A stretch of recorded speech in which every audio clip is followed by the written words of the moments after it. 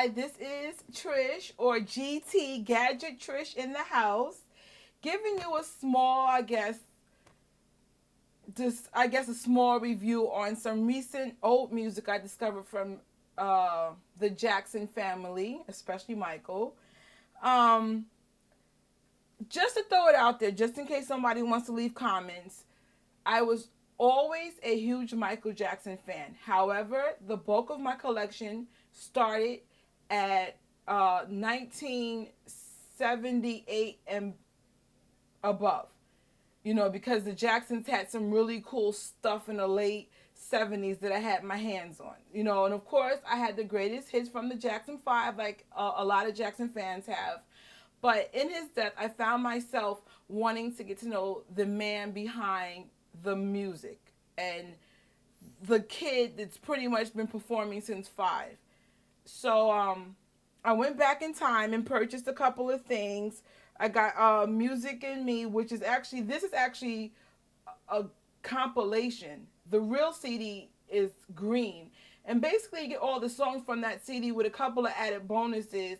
But they took out one song. I think it's Doggy something. I'll look it up. I'll put it on the screen. Um, I got their first Motown release, you know, ABC, and of course the first one was Diane Presents the Jackson 5. Here I got Destiny, Ben, Going Places, um, the Jacksons Live, love it, and can't see, oh, Got to Be There, must have. It's hard to get, but it's definitely worth buying. And I guess in my search and you know trying to I guess keep Michael alive through the music. First of all, almost every single song that I have is I love them all.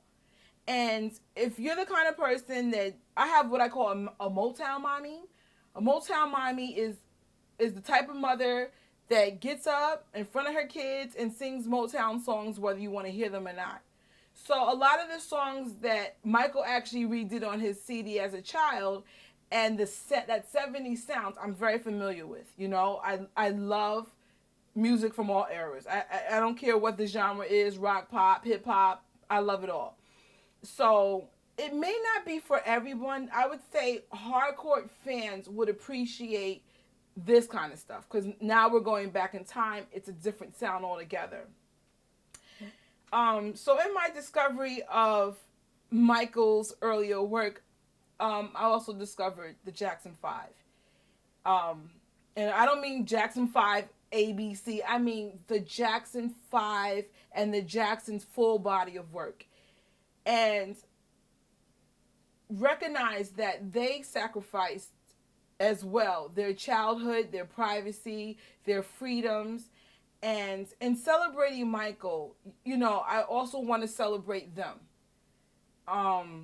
and their legacy and what they brought to America, around the world. I hope they do a concert. I will be there. I don't have much money, but I will find a way to go to a Jackson's tour. I've always been a huge fan. I have every single one of her CDs, period. And my mom's a huge Jermaine fan, so I have to admit, I got his music now too. I'm not a big fan like my mother is, but I do appreciate some of his stuff. So I have this one. This one has one of my favorite songs, Tell Me I'm Not Dreaming. Love it, with Michael Jackson. Then I got Jermaine Ultimate, and then I think I have Jermaine's Greatest Hits. For the most part, I like it. It's he has a phenomenal voice. It's that some of the stuff sounds very 80s. So I have to still adjust to that sound. But the cool thing is 80s is kind of back now in terms of how the sounds are. So if you're just a big music fan, if you're a hardcore Jackson fan, you know, yes, let's honor Michael, but also let's celebrate the other Jacksons that are still here and also, you know, sacrificed, and they also changed the world through music. Let's celebrate their legacy by going to Amazon or going to iTunes and downloading some of the best music I've ever heard, period. My favorite Michael Jackson song this year is actually coming from Music and Me, called Up Again. I can't stop playing this song.